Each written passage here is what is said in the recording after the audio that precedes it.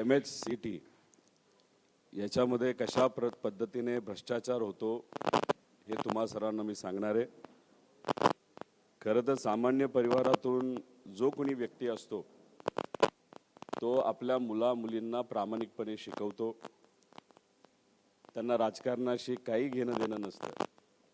त्यांचं फक्त स्वप्न असतं की आपली मुलं शिकावीत, आई-वडिलांचं स्वप्न पूर्ण करावं, एक चांगलं घर असावं, चांगली गाडी असावी आणि सुखसुविधा असाव्या, चांगलं आरोग्य आणि ज्या काही छोट्या मोठ्या आयुष्यामध्ये गोष्टी आपल्याला पाहिजे असतात त्या आपल्याला तिथे मिळाव्यात। आणि हे स्वप्न घेऊन आपल्या मुकवतात। आपली ऐपत नसताना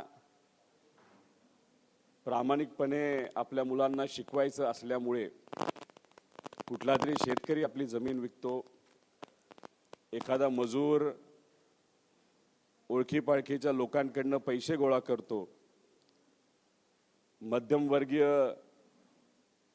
तिथं एज्युकेशन लोन मुला-मुलींसाठी घेतो आणि मग याच्यात डॉक्टर बनायचं असेल तर नीटची परीक्षा दिली जाते, जर इंजिनियर बनायचं असेल तर JEEची परीक्षा दिली जाते आणि महाराष्ट्रामध्ये कृषी असेल नाहीतर मग सायन्स नाही तर असा कुठला तरी कोर्स आपल्याला महाराष्ट्रामध्ये करायचा असेल तर आपण CET तिथे देत असतो। आता याच्यामध्ये मी गेल्या वेळेस जेव्हा आपल्याशी बोललो होतो मुंबईमध्ये जी प्रेस झाली होती त्याच्यामध्ये MPSCचा FDAचा मुद्दा घेतला होता। मी त्याच्यावर जास्त काय बोलणार नाही, पण मी फक्त आपल्या सर्वांना डेव्हलपमेंट एवढीच सांगेल की बरेच लोक मला म्हणतात मी पुराव्यासकट बोलत नाही, मी उगाचच मुगम बोलत असतो।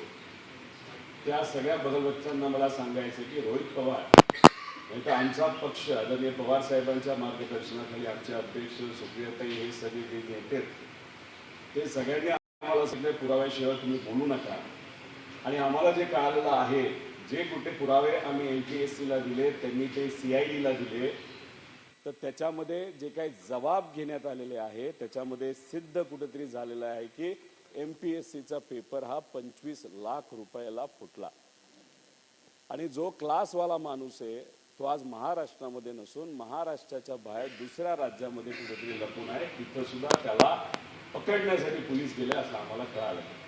त्यामुळे तुमच्याशी आता बोलल्यानंतर आम्ही सर्वजण पदाधिकारी हे भायखळा पोलीस ठाणे जिथं CIDचं कार्यालय आहे आणि हा तपास तिथे चालू आहे तिथं आम्ही जाणार आहोत त्या बाबतीतला पाठपुरावा करण्यासाठी। त्याच्याच बरोबर हा जो दुसरा मुद्दा आहे मी पुण्यात घेतला होता उत्पादन शुल्क याच्यामध्ये सुद्धा तिथं मॅटली सांगितलेलं आहे, बरंच काय झालेलं आहे, त्याच्यात अधिकचे पुरावे आता आमच्या हातामध्ये लागलेले आहेत। आमच्या पदाधिकाऱ्यांना सांगून माझी थोडीशी तब्येत नीट नसल्यामुळे मला आज MPSCला जाता येणार नाही, पण CIDला सुद्धा हे मुद्दे आम्ही देऊ। याच्यामध्ये मार्किंग पॅटर्न लीक झालं होतं, ही अंतर्गत एक्झाम असते तर हे सगळे पुरावे कसं घडलं काय घडलं, कारण की MPSCवर सगळ्यांची विश्वासार्हता आहे पण या दोन गोष्टींमध्ये दुर्दैवाने विश्वासार्हता उडत चाललेली ती जाऊ नये अशी आमच्या सगळ्यांची भूमिका आहे। हे MPSCला आमचे पदाधिकारी घेऊन जाणार आहेत आणि CIDला आम्ही तिथे देऊ। आता महत्त्वाचा मुद्दा आहे, आता तलाठीचा मुद्दा आहेतच, त्याच्याबद्दल आता विखे पाटील साहेबांचा राजीनामा लवकरच आम्ही तिथं मागणार आहोत, कारण का 4 ऑगस्टला तर 5 ऑगस्टला काहीतरी एक तिथं इन्व्हेस्टिगेशन रिपोर्ट येणार आहे, तो काय येतो हे आम्ही बघणार आहोत आणि त्यानंतर एकेकाला आम्ही तिथं बघणार आहोत। पुढे आता मी तुम्हाला सांगितलं तसं हे सगळे मुद्दे आम्ही मांडलेले आहेत। हा सगळा जो काळा बाजार झालाय हा भाजपच्या काळामध्ये झालेला आहे, पण महत्वाचं काय वर्षाला 10 लाख विद्यार्थी ज्या परीक्षेला बसतात CET त्याच्याबद्दल मी बोलणार आहे पुढे। आता याच्यात 10 लाख विद्यार्थी बसतात, 2 वेळा हा पेपर होतो, इंजिनिअरिंग फार्मसी आणि ॲग्रिकल्चर महाराष्ट्रामध्ये हा त्या ठिकाणी घेतला जातो आणि रँक वाईज लिस्ट ही लावली जाते पुढे।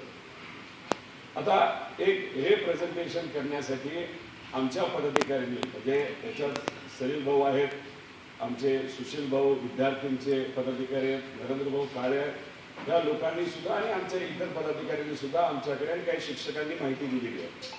आता याच्यामध्ये पहिली परीक्षा देणे बंधनकारक असतं की जी असं कोणाला तरी वाटलं अजून मला चांगले मार्क मिळू शकतात, दुसरी परीक्षा त्यांना देता येते, ती बंधनकारक नसते पुढे. आता याच्यामध्ये हा रिपोर्ट जर तुम्ही बघितला तर 12वीचे PCMचे मार्क्स इथे मी तुम्हाला दिलेले आहेत आणि या बाजूला सीईटी पर्सेंटाईल दिलेला आहे. आता याच्यामध्ये मेरिट नंबर इथं दिलेला आहे. आता मेरिट नंबर मध्ये तुम्ही जर बघितलं तर पर्सेंटाईल जबरदस्त आहे, पण 12th PCMC मध्ये इथं मार्क्स जर बघितले कोणाला जर आता दोन उदाहरण देतो की रँक 21 12वीला 50%, रँक 47 12ला 46% आणि 100 पर्सेंटाईल आलं. तुम्ही म्हणाल असं होऊ शकतं, लोक 12वीत लक्ष घालत नाहीत, डायरेक्ट सीईटीचा अभ्यास करतात. पण सीईटीचा जो सिलेबस असतो तो कशावर असतो तर 11वी 12वीच्या अभ्यासक्रमावर तो सीईटीचा अभ्यासक्रम असतो, नाही पेपर त्याच्यावर घेतला जातो. त्यामुळे जो मुलगा 11वी 12वी मध्ये हुशार आणि चांगला अभ्यास करतो तिला 100% चांगले मार्क मिळतात. पुढे जाऊन मी तुम्हाला सगळ्यांना सांगतो. आता हे समजा आता जेई सगळ्यात अवघड परीक्षा आहे, ही केंद्र सरकार घेत असते, खूप अवघड असते. आता आपण असं धरूया सीईटी 100% आहे, मेरिट नंबर 19 आहे आपल्या महाराष्ट्रामध्ये. आता त्याला जेई मध्ये किती मिळाले 44, 38, 56, 51, 25. आपली महाराष्ट्राची लायकी एवढी खराब आहे का? सीईटीची एवढी लायकी खराब आहे का? अरे कुठेतरी जर जेईला 80 इथं 100 असतील आपल्याला तर जेई मध्ये 80 तरी असावे, 75 तरी असावे.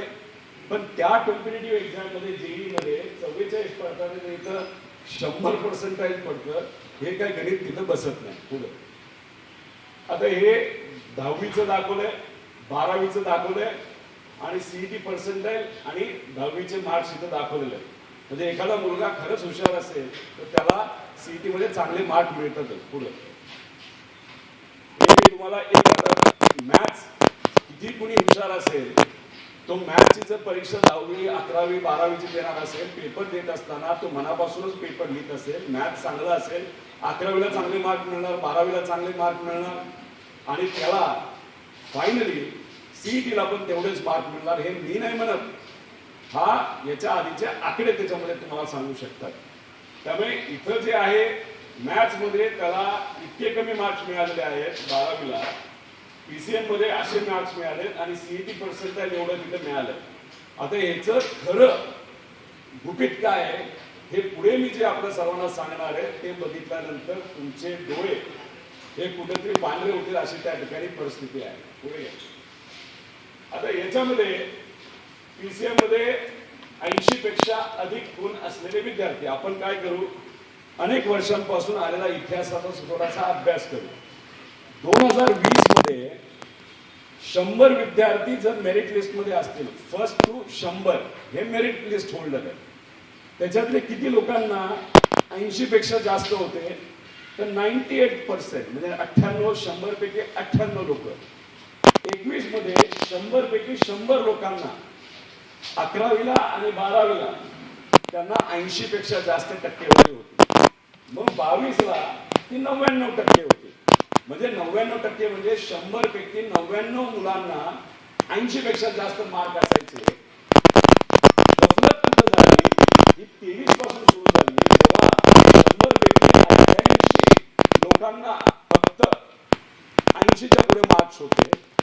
मग ते प्रमाण 24 मध्ये 63 वर आलं, 25 मध्ये 66 वर आलं, 26 मध्ये ते 43 वर आलं. मग आम्ही म्हणलं की अरे बाबा 23 मध्ये असं काय गडबड झाली, याच्या खोलात आपण जाऊ, कारण हे आकडे पडत चाललेले आहेत. मग आम्ही याच्या खोलात गेलो, पुढे गेलो. आता हे 10वी मध्ये सुद्धा आम्ही ते बघितलं. 20 मध्ये 10वी मध्ये 80च्या पुढे असणारे 100 पैकी 100 होते, 100 पैकी 100. 22ला 98 होते, नंतर हा आकडा पडत गेला पुढे. म्हणजे याच्यावर कुठं ना कुठेतरी कळतं की 10वीचे मार्क्स, 11वीचे मार्क्स आणि 12वीचे मार्क्स हे महत्वाचे होते. आणि जो खरंच 11वी 12वी 10वी मध्ये हुशार होता तो सीईटी मध्ये सुद्धा चांगले मार्क घेत होता. पण 2023 नंतर काहीतरी गडबड झाली. आता याचा मी जास्त विषय घेणार नाही, हा तुम्हाला माहिती आहे. नगरसेवकाची 2 मुलं त्यांना आज मार्क्स वेगळे असले तरी पर्सेंटाईल सेम मिळालं, दोघं एकाच परिवारातले, सेंटर एकच मिळालं आणि सत्ताधारी नगरसेवकाची मुलांवर ठीक आहे मी आक्षेप घेत नाही त्यांच्या शैक्षणिकच्या कॅपॅसिटीवर, पण मुद्दा काय आहे की एकच सेंटर एकाच घरातल्या व्यक्तीला हे असं कसं होऊ शकतं? कारण का अनेक व्हिडिओ तुम्ही ऑडिओ बघितलेले आहेत ज्याच्या सेंटर बद्दल बोललं जातं, म्हणजे सेंटर मॅनेज केले जातात. पुढे आता हे जेव्हा मी मतदारसंघामध्ये गेलो तिथे एक मुलगा मला भेटला, त्याचे पालक मला भेटले आणि त्यांनी मला सांगितलं प्रॉब्लेम काय की नॉर्मलायझेशन आणि पर्सेंटाईल याच्यामध्ये घोळ केला जातो, याच्यामध्ये फसवणूक केली जाते. नॉर्मलायझेशन असतं आणि सीईटी मध्ये पर्सेंटाईल असतं. या मुलाला 104 मार्क पडले, मग 104 मिळाले 200 पैकी, तर त्याला पर्सेंटाईल कुठं किती मिळाला पाहिजे होतं? 50, 55, 60च्या आसपास. म्हणजे किती मुलं बसली, मग किती लोकांना किती मार्क मिळाले, मग काय पर्सेंटेज होतं, असं काहीतरी गणित असतं, त्याच्यातून पर्सेंटाईल काढलं जातं. त्याला 200 पैकी 104 मार्क पडून सुद्धा त्याचं पर्सेंटाईल आलं 9. मग मुलगा आणि वडील गेले कुठं? सीईटीचा प्रमुख कार्यालयाला. त्यांनी म्हणलं की आम्हाला हा फॉर्म्युला द्या. तिथले अध्यक्ष आणि अधिकारी म्हणाले आम्ही देऊ शकत नाही.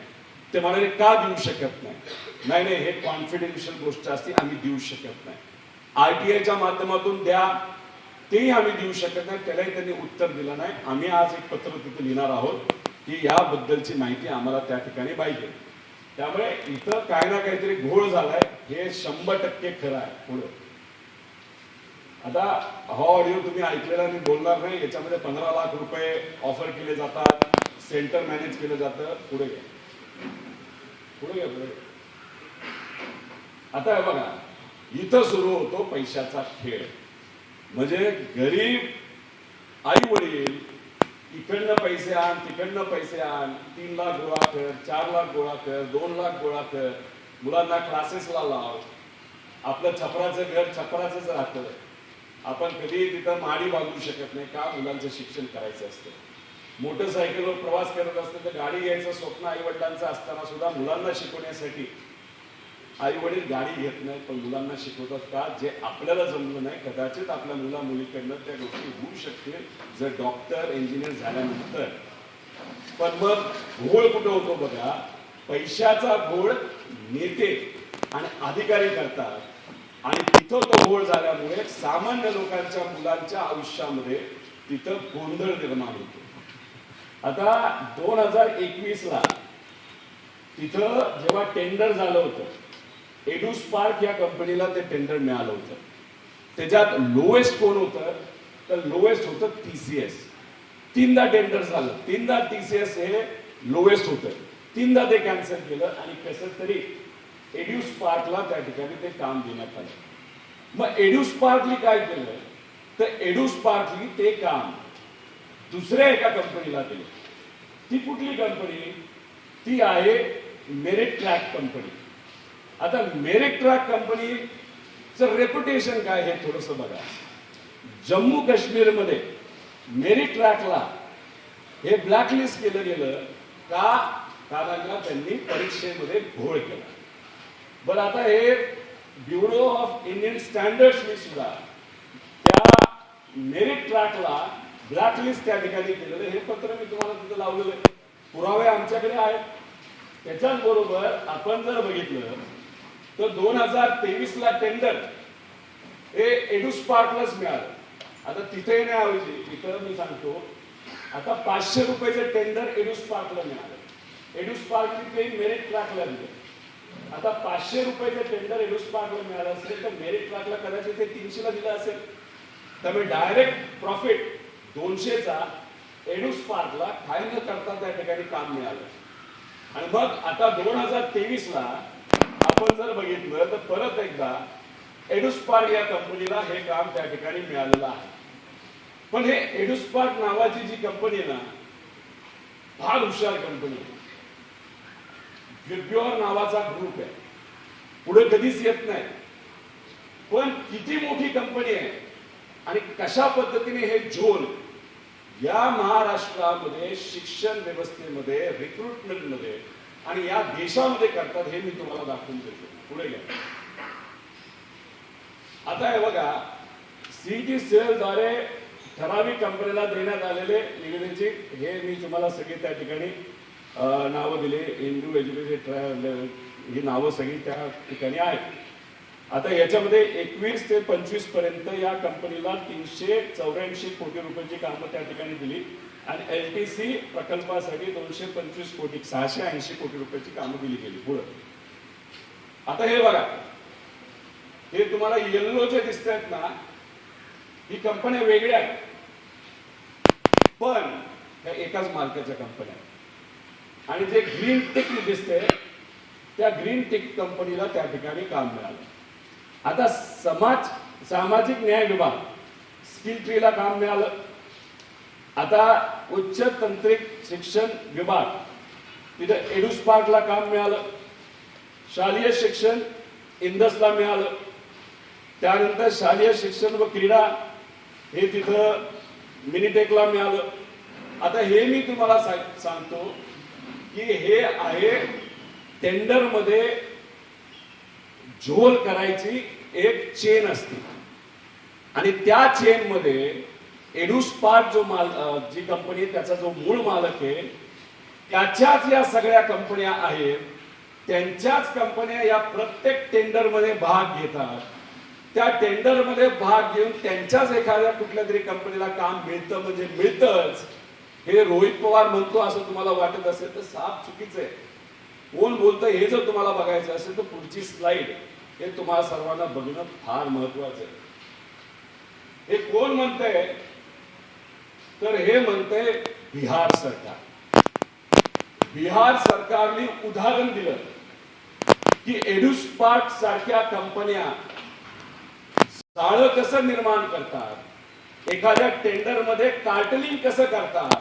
हे जर तुम्हाला बघायचं असेल तर महाराष्ट्रामध्ये ज्या पद्धतीने काम एडुस्पार्क आणि त्यांच्या मित्र कंपन्याला दिली जातात याचा अभ्यास करावा. हे रोहित पवारला नाही सांगितलं, हे सांगितलं पंतप्रधानांच्या कार्यालयाला. म्हणजे पीएम साहेबांच्या कार्यालयाला बिहारच्या सरकारने त्यांनी केलेला तपास हा तिथं पाठवण्यात आला. त्याच्यामध्ये महाराष्ट्राचा खूप चांगला रेफरन्स दिला गेला नाही की महाराष्ट्रामध्ये शिक्षण क्षेत्रामध्ये उत्कृष्ट असं काम चालू आहे आणि ते आम्हाला त्या ठिकाणी कॉपी करायचे असं न सांगता सांगण्यात आलं. ते सुद्धा बिहार सारख्या राज्य आहे की महाराष्ट्रामध्ये मोठ्या प्रमाणात भ्रष्टाचार त्या ठिकाणी चालू आहे आणि अशी गोष्ट होऊ नये याची दक्षता ही केंद्र सरकारने त्या ठिकाणी घ्यावी आणि त्याची कॉपी महाराष्ट्र सरकारला दिली गेली होती का तो हो, ती कॉपी दिली गेली होती आणि ती देऊन सुद्धा या एडुस्पार्क आणि त्यांच्या मित्र कंपन्याला तिथं कामं ही सहजपणे तिथं दिली गेली का. नेत्यांना आणि अधिकाऱ्यांना करोडोमध्ये त्या ठिकाणी पैसा ही स्पार्क नावाची जी कंपनी आहे आणि त्यांच्या ज्या स्वतःच्या चेन मध्ये असणाऱ्या कंपन्या ते त्या ठिकाणी देतात. याचे सगळे पुरावे मी माझ्या सोशल मीडियावर टाकणार आहे. बिहारचा रिपोर्ट तिथे टाकणार आहे. त्यामुळे आम्ही जेव्हा बोलतो आम्ही हवेत बोलत नाही की आमची संस्कृती नाही. आम्ही जेव्हा बोलतो तेव्हा पुराव्या सकटच बोलतो. त्यामुळे सीईटी मध्ये जो घोळ झालेला आहे तो 100% झालेला आहे. त्याच्यामध्ये जो घोळ झालेला आहे एक तर टेंडर घेण्यामध्ये घोळ झालेला आहे आणि तिथं असणारा जो सगळा डेटा आहे त्या डेटाचा वापर करून मुलांच्या पालकांच्या नंबरवर फोन करून एक वेगळ्या कॉल सेंटरच्या माध्यमातून वेगळा धंदा सुद्धा त्या ठिकाणी सुरू केला गेला आहे असं आमचं ठाम मत आहे. पुढे त्यामुळे हे सगळे पुरावे हे आम्ही MSCET ला त्या ठिकाणी देणार आहोत. मुख्यमंत्री साहेबांना देणार आहोत.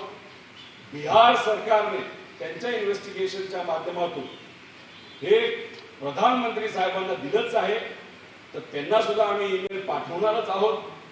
कारण का त्यांची एक रील फार फेमस झाली होती की मैं किसी को भी नहीं छोडूंगा, बच्चों का मैं ख्याल रखता हूं. चांगली गोष्ट आहे, फक्त रील पुरतं ते होतं का महाराष्ट्रामध्ये तुमचे जे सरकार आहे तुमच्या या सरकारमध्ये अशा पद्धतीने जो भ्रष्टाचार केला जातो आणि तो भ्रष्टाचार केल्यामुळे लाखो विद्यार्थ्यांचं भविष्य जे आज अडचणीत आलेलं आहे त्या बाबतीत तुम्ही काय करणार आहात हा प्रमुख प्रश्न आहे. त्या रील पुरतं तुम्ही बोलता तर खरंच कृतीतून त्या ठिकाणी तुम्ही बोलणार आहात हे आम्ही बघणार आहोत. आणि काँग्रेसच्या माध्यमातून हा मुद्दा आम्ही राहुल गांधीजींना सुद्धा त्या ठिकाणी देणार आहोत. ते सुद्धा पार्लमेंटमध्ये ते मुद्दे घेतील नाही घेतील हे मला सांगता येणार नाही, पण शेवटी प्रयत्न करणं ही आमच्या सगळ्यांची जबाबदारी आहे. आणि पुढच्या काही दिवसांमध्ये MPSCचा मुद्दा, त्याच्याबरोबर CETचा हा मुद्दा आणि शिक्षणाचे इतर मुद्दे ज्याच्यामध्ये मोठ्या प्रमाणात भ्रष्टाचार केला जातो, पेपर फुटले जातात, या सगळ्यांसाठी आम्ही एक खूप मोठं आंदोलन नाही तर मोर्चा हे पुण्यामध्ये त्या ठिकाणी घेणार आहोत. त्यामुळे काही विद्यार्थी संघटनेशी आमचं बोलणं झालेलं आहे. आमच्या अध्यक्षांशी सुद्धा चर्चा झाल्यानंतर शशिकांत शिंदे साहेबांनी आम्हाला सांगितलेलं विद्यार्थ्यांचा कुठलाही मुद्दा असला तरी त्यामध्ये आपला पक्ष हा 100% त्या ठिकाणी उतरणार म्हणजे उतरणार. त्यामुळे आमचा पक्ष राजकीय हितातून नाही पण फक्त सामाजिक विचारातून त्या मोठ्या मोर्चामध्ये उपस्थित राहणार, सहभाग घेणार, पाठिंबा देणार. त्याच्याबरोबर काँग्रेसला आम्ही विनंती करू, उद्धव ठाकरे साहेबांच्या पक्षाला आम्ही विनंती करू, इतरही बाकी मित्र पक्षाला, जानकर साहेबांचा पक्ष आहे, भाई जयंत पाटील साहेबांचा पक्ष आहे, इतरही पक्षाला विनंती करू. आणि जे काही सामाजिक कार्यकर्ते आहेत जे स्वतःच्या आउटफिटच्या माध्यमातून सामाजिक दृष्टिकोनातून युवांच्या बाबतीत लढतात, त्याच्यामध्ये अभिजित भाऊ तितके आहेत, त्यांना आम्ही त्या ठिकाणी विनंती करू. कारण हा लढा का एका नाही, हा लढा सगळ्यांचा आहे. कारण का दुर्दैव असं की दरवर्षी 10 लाख विद्यार्थी याच्यासाठी बसतात आणि याच्यामध्ये जर भ्रष्टाचार होत असेल तो आम्ही कधीही खपून घेणार नाही. आणि प्रमुख मागणी जी आमची आहे ती MPSC मध्ये सुद्धा आहे, आम्हाला ऑनलाईन परीक्षा नको. आमच्या CETच्या परीक्षा हे 7 वर्षापूर्वीपर्यंत या ऑफलाईन OMRच्या माध्यमातून घेतल्या जात होत्या. शिक्षकांचं तेच मत आहे, विद्यार्थ्यांचं तेच मत आहे, पालकांचं ते मत आहे. जेव्हा ऑफलाईन होतं तेव्हा कुठलाच पेपर त्या ठिकाणी फुटत नव्हता, भ्रष्टाचार होत नव्हता, पर्सेंटाईल मनाला वाटेल तसं वाढवलं जात नव्हतं. ऑनलाईन गेल्यापासूनच याच्यात भ्रष्टाचार सुरू झालाय आणि याच्यात त्या ठिकाणी काळबेर सुरू झालेलं आहे. त्यामुळे आमची ही मागणी असणार आहे. ती मागणी आम्ही जे MSCETचे प्रमुख आहेत त्यांना सुद्धा त्या ठिकाणी करू. आणि जर या सगळ्या मागण्या मान्य नाही झाल्या तर मग मोर्चा काढल्याशिवाय आमच्याकडे दुसरा कुठलाही पर्याय त्या ठिकाणी नाही. त्यामुळे गरिबाचं, सामान्य लोकांचं भवितव्य हे नीट राहावं आणि त्यांच्या मुलामुलींना चांगली संधी मिळावी. आणि पैसा असेल तरच तुमच्या मुलाला चांगलं पर्सेंटाईल मिळेल. पैसा असेल, तो जर तुम्ही खर्चायला तयार असेल तरच तुमचा मुलगा नाही तर मुलगी अधिकारी होऊ शकेल. पैसा असेल तर नीट मध्ये चांगले मार्क मिळतील. पैसा असेल तर तुमचा मुलगा इंजिनियर बनू शकतो. हे जे काय आता नवीन गोष्ट सुरू झालेली आहे फक्त नेत्यांच्या आणि अधिकाऱ्यांच्या घर भरायच्या कार्यक्रमातून म्हणजे भ्रष्टाचाराच्या कार्यक्रमातून हे आम्ही याच्या पुढे खपून घेणार नाही आणि लोकही या बाबतीत काही खपून घेणार नाही असा आम्हाला सगळ्यांना त्याच्यामध्ये विश्वास आहे. खरं तर तब्येत डाऊन असताना सुद्धा आज हा मुद्दा मांडणं आणि भूमिका की पुढच्या काही दिवसात एक फार मोठा मोर्चा पुण्यामध्ये आम्ही सर्वजण मिळून विद्यार्थ्यांच्या हितासाठी आणि विद्यार्थ्यांच्या पालकांना सुद्धा आम्ही विनंती करतो की हे काय ठराविकच आकडे आम्ही तुम्हाला दिलेत असं समजू नका. हे पिवळे पिवळे केलेले जे काही नावं आहेत सगळे हे संशय घेणारी मुलं आहेत. म्हणजे ह्यांना जे पिवळं केलंय म्हणजे ऑलमोस्ट याच्यामध्ये करीबन 45 ते 50% विद्यार्थ्यांमध्ये पर्सेंटाईल हे वाढवून दिलेलं आहे. त्यामुळे तुमचा मुलगा, तुमची मुलगी घरी बसून क्लासेस करून, कष्ट करून, तुमच्या कष्टाचा पैसा हा त्या क्लासेसला देऊन त्यांना जेवढे मार्क्स मिळाले, श्रीमंताचं पोरग पैसे देऊन तुमच्या पोरापोरीपेक्षा चांगल्या कॉलेजमध्ये फक्त पैसा होता आणि खर्च केला आणि भ्रष्टाचारामध्ये सहभाग घेतला म्हणून चांगल्या कॉलेजमध्ये श्रीमंताची पोरं शिकतायत आणि गरीबाची सामान्य मध्यमवर्गीयाची पोरं ही मात्र त्या ठिकाणी 3rd क्लास कॉलेजमध्ये त्या ठिकाणी शिकत आहेत. हे मात्र दुर्दैवी आहे. आणि मुलं जे होतकरू खूप आहे, पण फक्त पैसा हा मात्र त्यांच्या पालकांकडे नाही, म्हणून तर त्यांच्यावर जो अन्याय होतो तो आम्ही याच्या पुढे होऊन देणार नाही. धन्यवाद.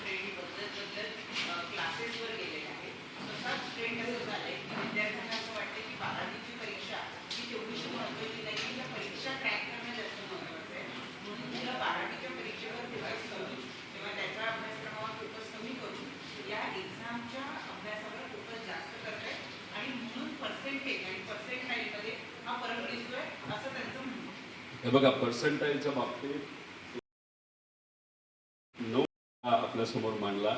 त्याचं उत्तर पहिलं CET कडनं येऊ द्या, मग त्याच्याबद्दल मी जास्त खोलात जाऊन बोलेल.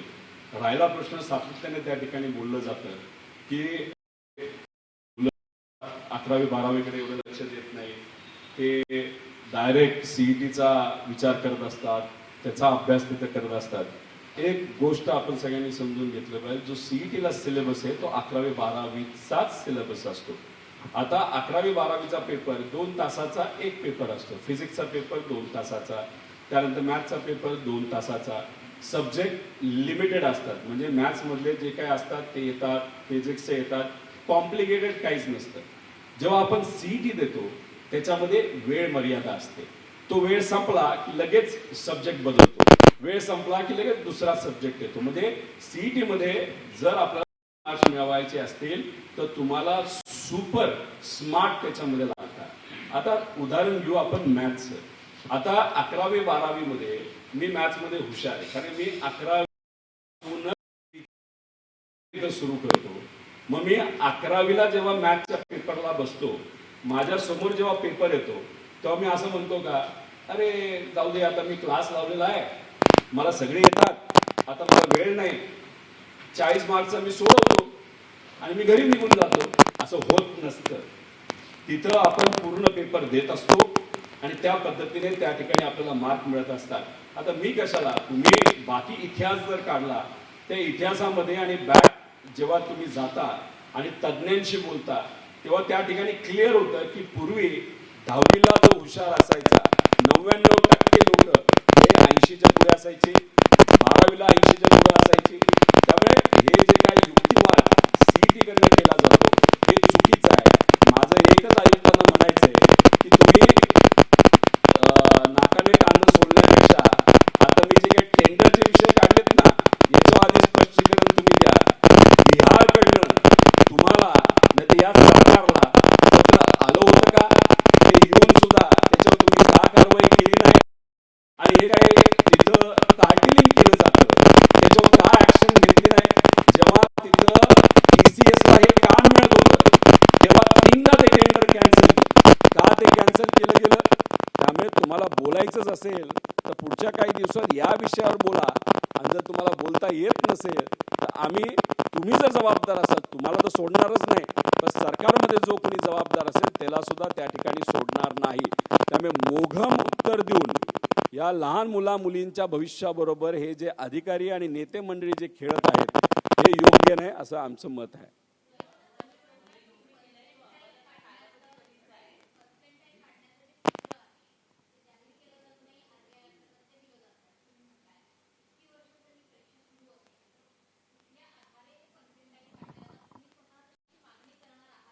आता हे बघा, तुम्हाला एक जाणवलं असेल, माहिती असेल, छत्रपती संभाजीनगरमध्ये मी विद्यार्थ्यांबरोबर आम्ही सगळ्यांनी मिळून एक फार मोठं आंदोलन केलं होतं.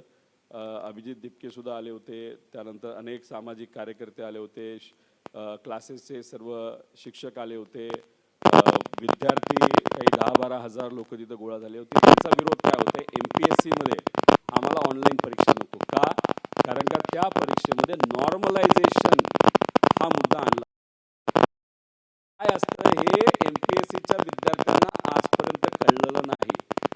जसं नॉर्मलायझेशन असतं तसं पर्सेंटाईल असतं. एक मोघम ठोकताळा त्याच्यामध्ये आहे. तर आपल्याला त्याच्यात खोलात जाऊन ते बघावं लागलं. तर पूर्वी कसं व्हायचं, जेव्हा OMR ची परीक्षा दिली जात होती, OMR म्हणजे काय, पेपर असायचा, 4 गोल असायचे, ते पेन्सिलनी काळं करायचं एका गोलमध्ये, ते उत्तर तुमचं. तर त्यावेळेस तिथं 200 मार्क्सचा पेपर असायचा.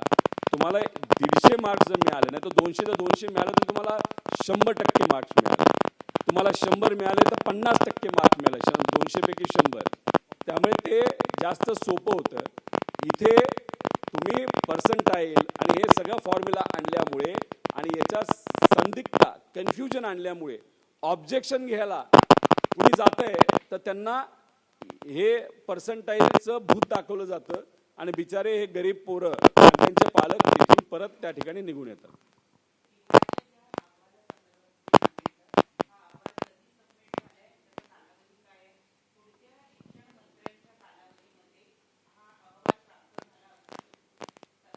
नाही, आता मार्च 2026ला हा अहवाल आलाय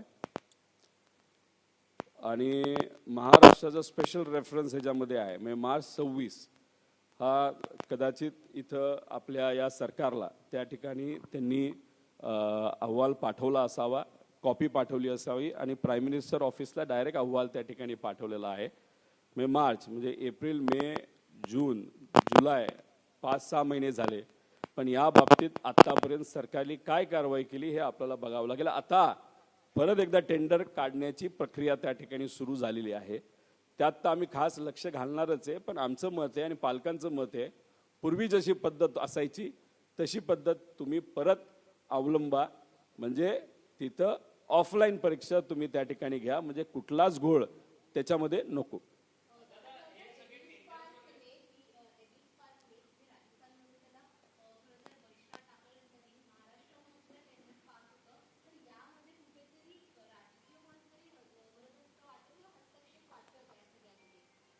हे बघा, मी यादी तुम्हाला जी दाखवली एड्युस्पार्कच्या मित्र कंपन्यांची आणि स्वतःच्याच मालकीच्या वेगळ्या नावाच्या कंपनीची, मी फक्त महाराष्ट्राची दाखवली.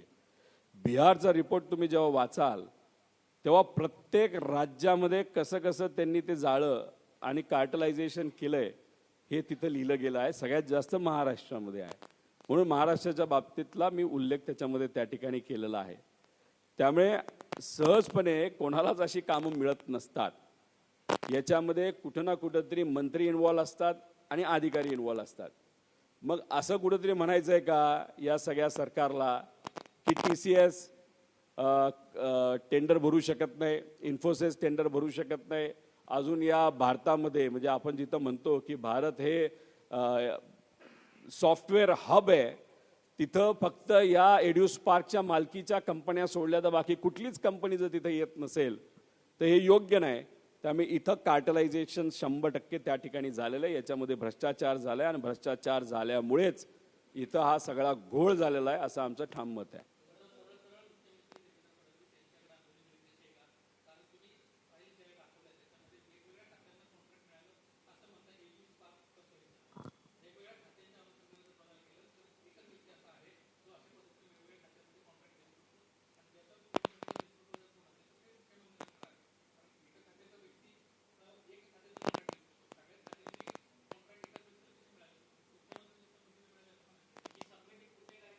नाही, हे बघा, आता याच्यामध्ये ती स्लाइडवर जा रे. बघा, आता सामाजिक न्याय विभाग कोणाकडे, शिरसाट. उच्च व तांत्रिक काय ते तंत्र शिक्षण फार महाहुशार. आता त्याच्यानंतर शालेय शिक्षण दादा भुसे. आता इथं कुठे आहे परत आपले हे आलेत चंद्रकांत दादा आणि MS कुठे चंद्रकांत दादा. म्हणजे इथं भाजप पण आहे आणि एकनाथ शिंदे साहेबांचा सुद्धा इन्व्हॉल्वमेंट त्याच्यामध्ये दिसते. आता तुम्ही म्हणाल 2021 बद्दल तुम्ही म्हणला आणि 2021ला सत्ता कोणाची होती, महाविकास आघाडीची होती.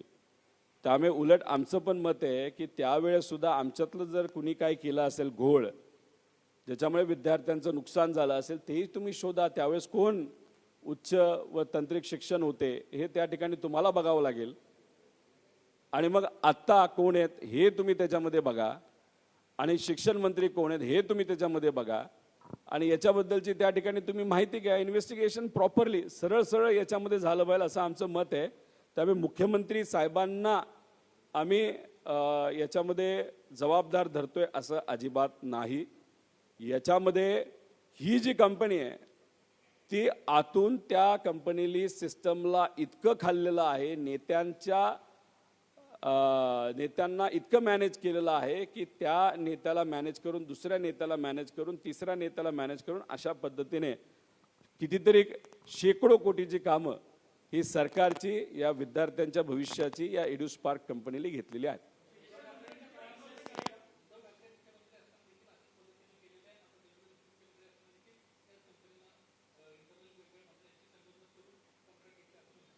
आमचं मत आहे की मंत्री हा निर्णय घेत असतो त्या विभागाचा. त्या विभागाच्या मंत्र्यांनी हे काम का दिलं याचं शहानिशा त्या ठिकाणी 100% झाली पाहिजे.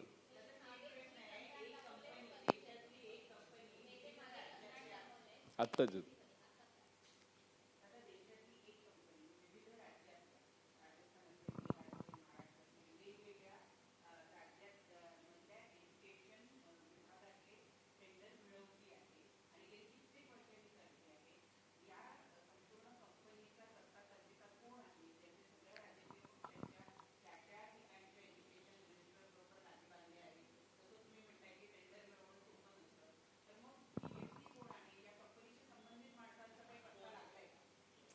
काय नाव या कुटुंबाचं? केरावाला. आता केरावाला कुटुंब आहे, आता ते कोणाचे काय माहीत. आणि आधी कसं आहे, आम्ही जेव्हा आक्षेप घेतो तेव्हा आम्ही पुराव्यासकडेच बोलतो. त्यामुळे याच्यामध्ये सगळ्यांनी नोंद घ्यावी. आम्ही कुठेही मुख्यमंत्र्यांना या बाबतीत टार्गेट करत नाही. मुख्यमंत्री या घोळामध्ये असतील असा आम्हाला तरी त्या ठिकाणी वाटत नाही. पण या घोळामध्ये जर कोण असेल तर त्या विभागाचे मंत्री 100% याच्यामध्ये इन्वॉल्ड आहेत, आणि त्यांच्याबरोबर तिथे असणारे अधिकारी इन्वॉल्ड आहेत. आता याच्यात अजून एक तुम्हाला गोष्ट मी सांगतो की इथं जेव्हा 2023ला यांना कॉन्ट्रॅक्ट दिलं गेलं होतं तेव्हा RSSच्या एका व्यक्तीने, त्यांचं नाव कुलकर्णी का काहीतरी आहे, त्यांनी कंप्लेंट केली होती देवेंद्र फडणवीस साहेबांना की या कंपनीकडे असणारे डॉक्युमेंट्स हे सगळे फर्जी आहेत, या कंपनीला त्या ठिकाणी कॉन्ट्रॅक्ट दिला गेला नाही पाहिजे. पण दुर्दैवाचं ते पत्र कदाचित मुख्यमंत्री साहेबांकडे पोहोचलं नसावं, तरी सुद्धा 2023ला याच कंपनीला त्या ठिकाणी काम दिलं गेलं.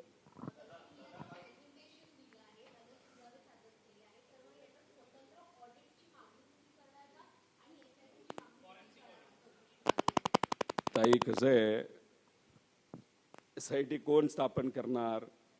तर सरकार स्थापन करणार. SIT मध्ये अधिकारी कुठले असणार? राज्य सरकारचे असणार. राज्य सरकारला जे योग्य वाटतात ते त्या ठिकाणी टाकणार.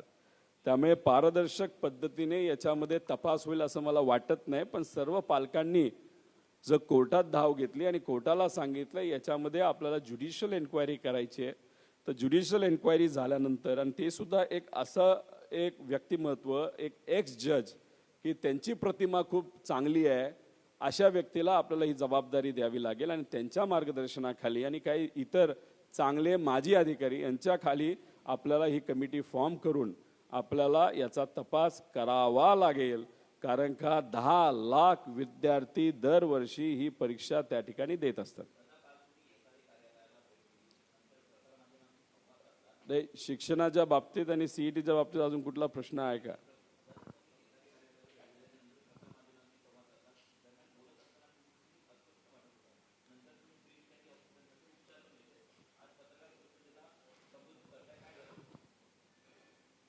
अरे व्हायरल आहे, आणि व्हायरल जो झालेला आहे तो अशा प्रकारचा आहे की त्याच्यात बॉडी एक म्हणजे आपल्याला एकतर कमकुवत तुम्ही होत असता, विकनेस तुम्हाला तिथं जाणवतं, तुमचं अंग दुखत असतं, तुमचं डोकं तिथं दुखत असतं आणि त्याला काउंटर करण्यासाठी जी औषधं घ्यावी लागतात ती थोडीशी स्ट्रॉंग असतात. ती औषधं मी घेतलेली आहेत. पण आजची ही पत्रकार परिषद तुम्हाला मी ऑलरेडी सांगितली असल्यामुळे ही पत्रकार परिषद आता मी घेतली. उद्या जे मी CIDकडे माझा पुरावा घेऊन जाणार होतो आणि बंटी पाटील साहेबसुद्धा खरं तर आज येणार होते, पण त्यांना काहीतरी पर्सनल इमर्जन्सी आल्यामुळे ते पोचू शकत नाहीत. तर ते सुद्धा MPSCच्या बाबतीत पाठपुरावा करत आहेत. तर मी आणि त्यांच्याकडनं सुद्धा त्या बाबतीत काय पाठपुरावा केला आहे तोही घेऊन, माझा स्वतःचा पाठपुरावा घेऊन मी आत्ता CID कार्यालयाकडे जाईल, त्यांना सगळे डॉक्युमेंट्स देईल. ते जे काही जबाब जो 25 लाख रुपयाचा जो त्या एका मुली विद्यार्थीने त्या ठिकाणी दिलेला आहे तो जबाब मला बघायचा आहे. ते मला दाखवतील नाही दाखवतील तो त्यांचा त्या ठिकाणी विषय, पण तिथं गेल्यानंतर आपण बघूया. आणि तो झाल्यानंतर उद्याच्या ज्या बैठका होत्या तर अनफॉर्च्युनेटली कॅन्सल करून थोडंसं माझं होम डिपार्टमेंट म्हणजे माझी पत्नी यांनी मला आदेश दिलेला आहे की आपल्याला पुण्याला यावं लागतंय, तिथल्या डॉक्टरला दाखवावं लागतंय आणि 2 दिवस घरी थांबावं लागतंय.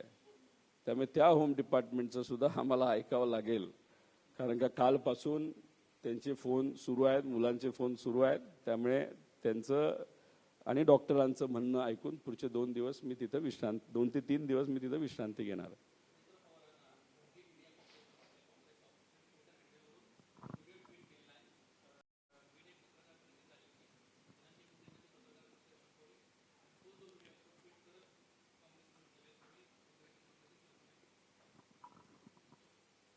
गुंगी गुडिया असं म्हणलं आणि ते चुकीचं बोललं गेलंय असं जर काही अजितदादाच्या पक्षातल्या लोकांना वाटत असेल तर मला असं वाटतं चुकीचं कुठलंच काही नाही. इंदिरा गांधींना गुंगी गुडिया त्या ठिकाणी म्हणलं जात होतं.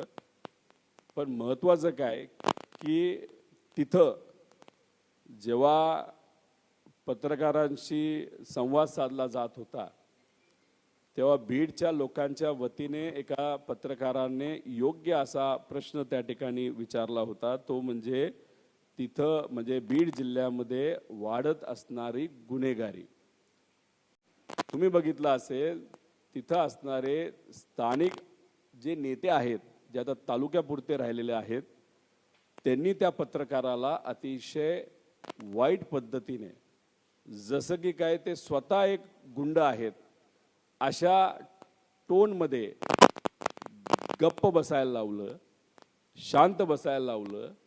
आणि सामान्य लोकांसाठी जो विचारलेला प्रश्न आहे गुंडागर्दीच्या बाबतीत तो मुद्दामून दाबला, कारण का बहुतांश बीड जिल्ह्यातले गुंड हे त्या नेत्याच्याच परिचयाचे आहेत. त्यातला मोठा गुंड हा जेलमध्ये जाऊन बसलाय, तो कधीच बाहेर निघणार नाही, पण त्याची पिलावळ छोटी छोटी गुंडाची अजून बाहेर आहे आणि तेच त्या ठिकाणी धुडगूस घालत आहेत. तोच प्रश्न पत्रकारांनी विचारला. माझं तर पत्रकारांना विनंती आहे तुम्ही सर्वांनी या गोष्टीचा निषेध केला पाहिजे की एक पत्रकारांनी योग्य प्रश्न विचारून सुद्धा गुंडासारखी दमदाटी करून पत्रकारांचा आवाज हा त्या ठिकाणी दाबण्याचा प्रयत्न हा मुंडेंकडनं त्या ठिकाणी झाला.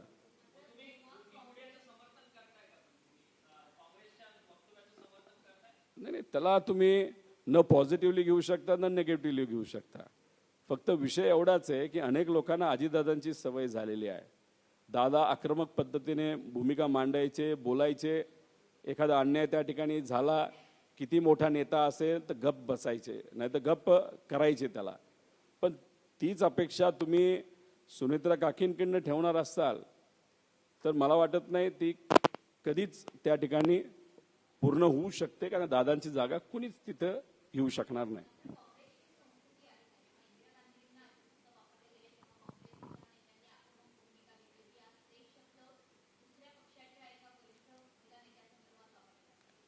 हे बघा, पूर्वी इंदिरा गांधीजी जेव्हा शांत असायच्या, नाहीतर कुठेतरी कदाचित माझं वाचन कमी आहे, कदाचित मी चुकीचं बोललो तर माफ करा, पण त्या काळामध्ये काही लोकांनी लिहिलं होतं की नेहरूजींबरोबर जेव्हा इंदिरा गांधीजी जायच्या तेव्हा त्या शांत असायच्या, त्या ऑब्झर्व करायच्या.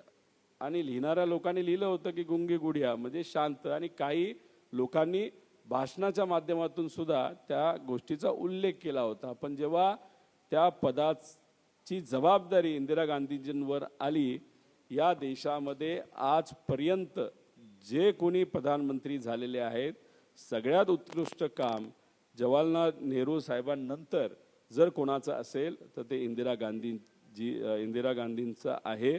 आणि इंदिरा गांधींनंतर मग बऱ्याच लोकांचा नंबर त्याच्यामध्ये लागतात. त्यामुळे मला असं वाटतं एका बाजूला चांगलं पण आहे, वाईट पण आहे, पण मुद्दा काय होता तिथल्या तिथं त्या नेत्याला हटकायला पाहिजे होतं, जे दुर्दैवाने त्या ठिकाणी हटकवलं गेलं नाही.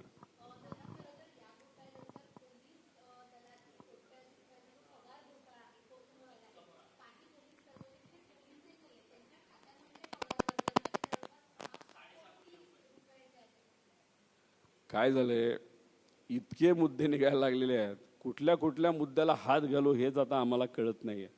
इतका मोठा भ्रष्टाचार या राज्यामध्ये त्या ठिकाणी सुरू झालेला आहे. पेपर फुटीमध्ये भ्रष्टाचार, सरकारी भरतीमध्ये भ्रष्टाचार, लाडक्या बहिणीमध्ये भ्रष्टाचार, शेतकऱ्यांच्या योजनेमध्ये भ्रष्टाचार, इतरही जे काही योजना आहेत ज्याच्यामध्ये आपण MSRDC घ्या, MSIDC घ्या, काल SRA मध्ये आम्ही गेलो तिथं मोठा भ्रष्टाचार आहे. त्यामुळे या सगळ्या गोष्टींमध्ये एवढ्या मोठ्या प्रमाणात जो भ्रष्टाचार चाललाय, याच्यात जर पोलिसांच्या पगारामध्ये सुद्धा 6-6.5 कोटी जर खाल्ले जात असतील तर हे दुर्दैव आहे.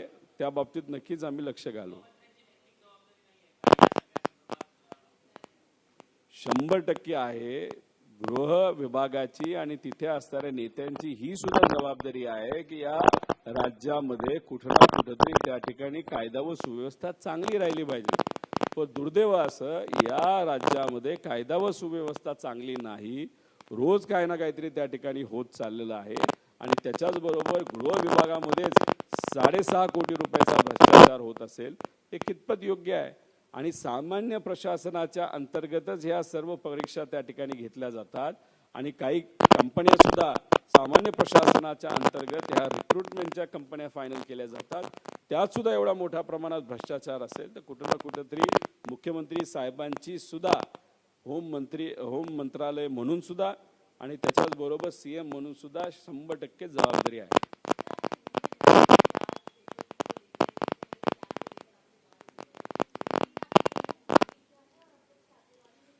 देखो, CET के बारे में मैंने इस प्रेस कॉन्फ्रेंस के माध्यम से बहुत सारे प्रूफ ऐसे दिए हैं कि जिसमें ये पता चलता है कि CET में महाराष्ट्र में जो CET JEE जो केंद्र सरकार की होती है, वैसे हमारे यहाँ पे CET होती है, उसमें जो एग्ज़ाम ली जाती है उसमें जो सॉफ्टवेयर इस्तेमाल किया है उस सॉफ्टवेयर को प्रोवाइड करने वाली जो कंपनी है EduSpark, उस कंपनी में बहुत बड़ा वहाँ पे करप्शन एंगल है. एक तो 2021 में उनको जब काम दिया था तब TCS इस कंपनी को L1 या सबसे लोएस्ट प्राइस का उन्होंने वहाँ पे टेंडर भरा था, उनको काम मिला था TCS को, लेकिन वो कैंसिल किया गया, 3 बार कैंसिल किया गया, फिर वो काम दिया गया EduSpark को. उसके साथ 2023 को उनके पास क्वालिफिकेशन न थे न कुछ था, तब भी उनको 2023 को काम दिया गया. लेकिन अभी एक नई इन्फॉर्मेशन सामने आई है कि बिहार सरकार ने एक इंटरनल इंक्वायरी की थी और इंटरनल इंक्वायरी करते वक्त उन्होंने महाराष्ट्र सरकार का वहाँ पे एग्जाम्पल दिया था, जहाँ पे उन्होंने बोला है कि महाराष्ट्र सरकार में EduSpark नाम की एक कंपनी है, उसके सिस्टर कंसर्न्स है, उन्हीं के और ज़्यादा कंपनियां हैं जो कार्टेलिंग वहाँ पे करती है और कार्टेलिंग करने के कारण वहाँ पे उनको बहुत बड़े बड़े कॉन्ट्रैक्ट वहाँ पे मिलते हैं. अभी हमारा जो कहना है कि ये जो परसेंटाइल का विषय है वहाँ पे 100% मैनिपुलेशन हो रहा है, वहाँ पे भ्रष्टाचार हो रहा है, पैसा लेके वहाँ पे परसेंटाइल बढ़ाया जा रहा है. एक तो उसमें ये सॉफ्टवेयर कंपनी इन्वॉल्व है, अधिकारी भी इन्वॉल्व हो सकते हैं, ये हमको देखने की ज़रूरत है. बहुत सारे टीचर्स हमको मिले, क्लासेस के टीचर्स हमको मिले, जो स्टूडेंट्स हैं उनके पेरेंट्स भी हमको मिले और उन्होंने कहा कि पहले ज़माने में करीबन 7-8 साल पहले OMR बेस्ड मतलब ऑफलाइन बेस्ड एग्ज़ाम ये CET की होती थी, तब कोई भ्रष्टाचार वहाँ पे नहीं होता था। जब से ऑनलाइन चालू हो गया वहाँ पे भ्रष्टाचार चालू हो गया। उसी के साथ जब 10th के मार्क्स, 11th के मार्क्स, 12th के मार्क्स हम जब भी देखते हैं 2022 तक जो 10वीं में होशियार है 80% के आगे है, जो 11वीं में 80% के आगे, 12वीं में 80% के आगे, जो फर्स्ट 100 मेरिट लिस्ट होती है CET की, उनके वहाँ पे सब 80% के आगे होते थे।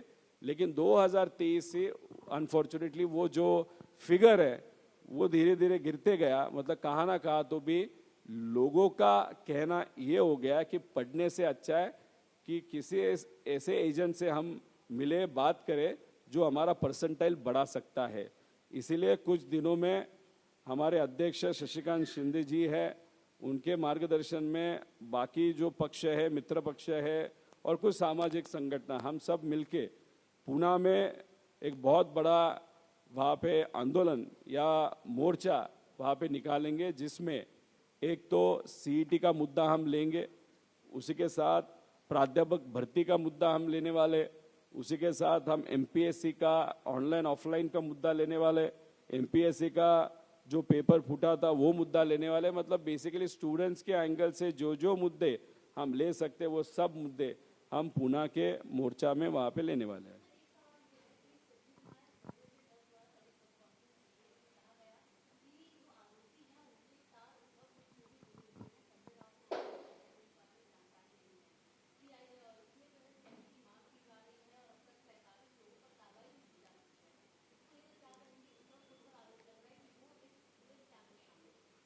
ढूंढो, पकड़ो, जेल में डालो, जो जो व्यक्ति उसमें जिम्मेदार है उनके नाम आगे आने चाहिए। कोई किसी पक्ष का है या कौन किसी के पास है वो देखने की ज़रूरत नहीं, क्योंकि चोर या क्रिमिनल को न जात होती है, न धर्म होता है, न कोई पार्टी होती है। उस व्यक्ति को ढूंढ के उसके ऊपर कार्रवाई करना बहुत इम्पोर्टेंट चीज़ है। और उसी के साथ मंदिर में अगर कोई चोरी करता है तो उसके जैसा गंदा मनुष्य आपको कहाँ पे भी नहीं मिलेगा। लेकिन ये जो मुद्दा है कि आप यहाँ पे श्री सिद्धिविनायक मंदिर के बारे में बात कर रहे हो, उसी के साथ एक सबसे बड़ा प्रश्न मुझे ये भी पड़ रहा है कि जहाँ पे 1500 करोड़ रुपए का चोरी हुआ था, मतलब अपने प्रभु श्री राम जी का जो अयोध्या का मंदिर है उसके बारे में चर्चा क्यों बंद हो गई? क्योंकि वहाँ पे भी कार्रवाई जिस तरीके से होनी चाहिए वो नहीं हुई। SIT स्टेट गवर्नमेंट ने वहाँ पे की, CID, CBI, ED ये तो B टीम है भाजपा की, तो वहाँ पे भी कुछ प्रॉपर बाहर आएगा ऐसे हम सबको नहीं लगता। पैसा तो लोगों का, गरीबों का वहाँ पे गया, और वो भी श्रद्धा और आस्था से जो पैसा वहाँ पे दिया था गरीबों ने, वो वहाँ से खा लिया, डाला। अगर आप देखो बिहार में उसका इम्पैक्ट BJP को दिखा। उसी के साथ जब आप मध्य प्रदेश में देखोगे तो भाजपा को लगा कि कांग्रेस की सीट है, भाजपा कैसे भी आएगी। लेकिन उज्जैन के पवित्र मंदिर के पास CM जी वहाँ के जो भाजपा के, उन्होंने वहाँ पे लैंड बैंक खरीदी, तो उसका इम्पैक्ट वहाँ पे आया। मतलब युवा और ये जो भ्रष्टाचार मंदिर के विषय में भाजपा के और उनकी संगठन उन्होंने जो किया है वो लोगों को अच्छा नहीं लगा। तो ये अभी टाइम भाजपा के है और ये सिर्फ शुरुआत है, आगे देखो क्या क्या होता है।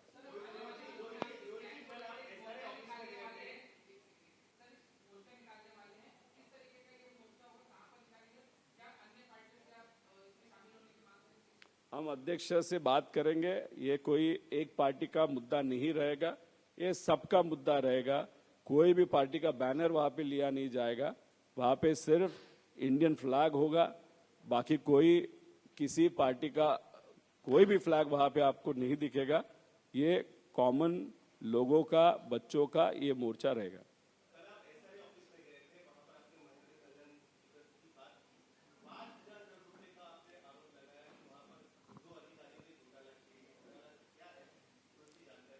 ये 5,000 करोड़ सिर्फ एक लैंड के बारे में आप बात कर रहे हो।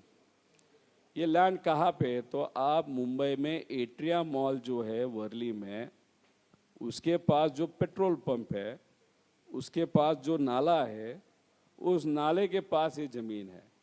ये करीबन 27,000 स्क्वायर मीटर की ज़मीन है। और उसमें क्या, ये टोटल जो ज़मीन है वो एसटीपी के लिए रिजर्व थी, 27,000 स्क्वायर मीटर।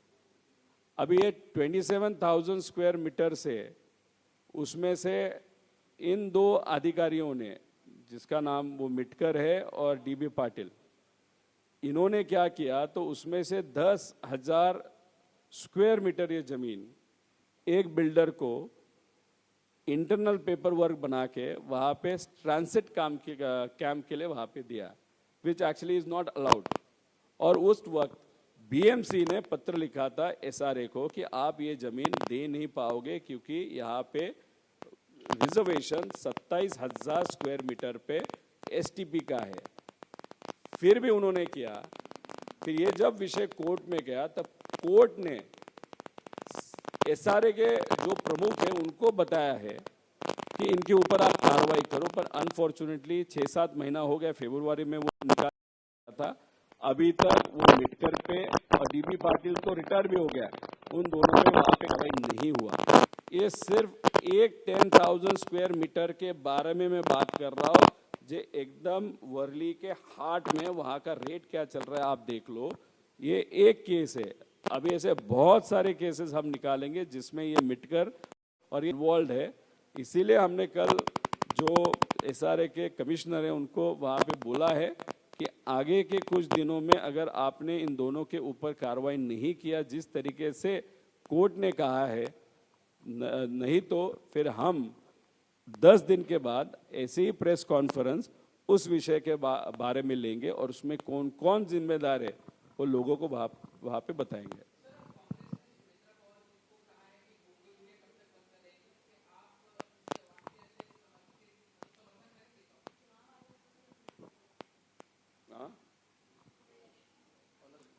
नहीं देखो, गूंगी गुड़िया ये एक तरफ से अच्छा भी स्टेटमेंट है और गलत भी स्टेटमेंट है, क्योंकि इंदिरा गांधी जी को गूंगी बुढ़िया कोई लोग वहाँ पे कहते थे। जब उनको वहाँ पे संधि दी गई या उनको अपॉर्चुनिटी मिली तो उनके जैसे प्राइम मिनिस्टर आज तक कोई नहीं बना। मतलब सबसे बड़ा काम किसी ने किया तो होगा तो नेहरू जी ने किया, उसके बाद इंदिरा गांधी जी ने बहुत बड़ा काम किया है। तो आप पॉजिटिवली भी ले सकते हो और नेगेटिवली भी ले सकते हो, लेकिन सबसे इम्पोर्टेंट चीज़ क्या है कि वहाँ पे मतलब बीड जिला में वहाँ पे जब मीटिंग चल रहा था तब अच्छे पत्रकार ने वहाँ के बीड के जिला के लोगों के तरफ से वहाँ पे जो कायदा व सुव्यवस्था है वो जो खराब होती जा रही है बीड में, उसके बारे में प्रश्न पूछा। जो ताई के साथ मतलब सुनेत्रा वहिनी के साथ जो वहाँ पे नेता बैठे थे, उन्होंने जिस तरीके से उस पत्रकार को शांत किया वो गलत था। अगर दादा वहाँ पे होते तो वहाँ वही के वही उस नेता को शांत कर देते, लेकिन दादा दादा है, दादा के साथ कोई भी कंपेयर नहीं कर सकता। वहाँ पे अगर टोका जाता, बोला जाता तो बहुत सही मैसेज पत्र जाता, लोगों को जाता। अनफॉर्चुनेटली वो टोकना या बोलना ये सुनेत्रा काकी को वहाँ पे नहीं जमा।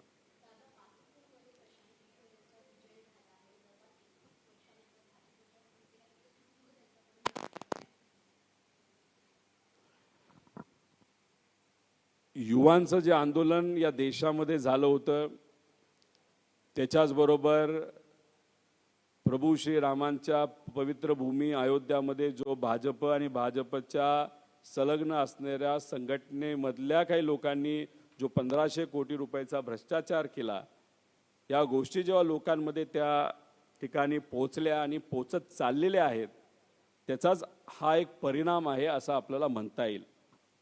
खरं तर त्यांची लीड ही अजून खूप जास्त असली असती असं आम्हालाही वाटतं आणि त्यांनाही वाटतं, पण शेवटी ईव्हीएमच्या या लढाईमध्ये एक वेव्हवर पण काही गोष्टी चालत असतात.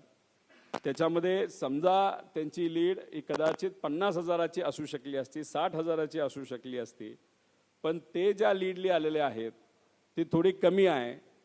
तर कदाचित हे जर बॅलेट पेपरवर झालं असतं तर त्यांची लीड आपल्याला 60 ते 70,000ची लीड त्या ठिकाणी दिसली असते.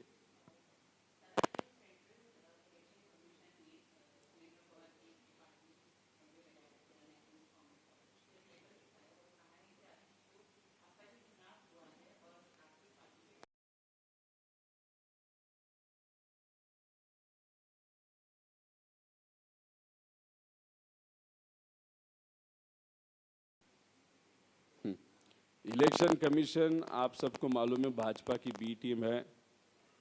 जब भी हम इलेक्शन कमीशन को पत्र लिखते हैं तब कभी भी हमको उसका उत्तर नहीं आता, हमको टाइम नहीं मिलता, अपॉइंटमेंट नहीं मिलती.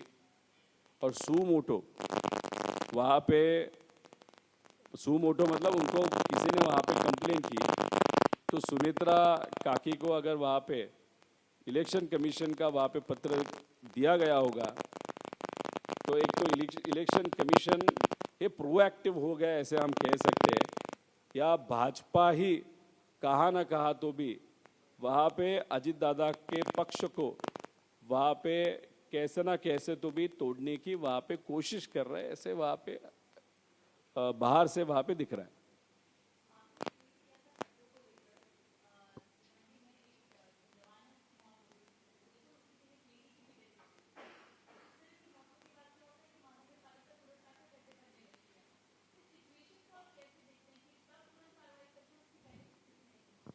जैसे कि यहाँ पे जो पेड़ गिरे थे, पेड़ गिरने के कारण एक बच्चे की वहाँ पे मौत हो गई, कोई चलते वक्त एक मैनहोल में गिरा, फिर वहाँ पे अनफॉर्चुनेटली उनकी मौत हो गई. ऐसे बहुत जन की मौत होने के बाद वहाँ पे जो मेयर है वहाँ पे जाते हैं, 10 लाख रुपए का घोषणा करते हैं और विषय वहाँ पे ख़त्म हो जाता है. लेकिन ये सिस्टमिक प्रॉब्लम है, इसको अगर सॉल्व करना है तो सिस्टम को बदलना पड़ेगा. उसी के साथ अगर ये रोड का विषय है, आप सबको मालूम है कि एक तो बारिश में आपको वहाँ पे खड्डा भरना या वो वहाँ पे जो टार इस्तेमाल करना वो नहीं हो सकता, लेकिन आप सिर्फ लोगों को दिखाने के लिए वहाँ पे वो करते हैं और एक आध बारिश आता है वो निकल जाता है. तो अगर करते वक्त राइट टाइम पे, जहाँ पे मतलब समर में या विंटर में जब भी आप वहाँ पे काम कर रहे हो, अगर स्टार्टिंग में ही वहाँ पे अच्छा काम अगर आप करते तो वहाँ पे खड्डे तो नहीं पड़ते. तो शायद इस राज्य के बहुत बड़े नेता ये भी कहेंगे कि खड्डे पड़ना बहुत अच्छी चीज़ है क्योंकि उससे ड्यूरेबिलिटी पता चल जाती है. लेकिन ड्यूरेबिलिटी के नाम पे जो लोगों का और वो भी कॉमन मैन का वहाँ पे जो मृत्यु होता है उसके लिए कौन जिम्मेदार है? 100% सरकार जिम्मेदार है.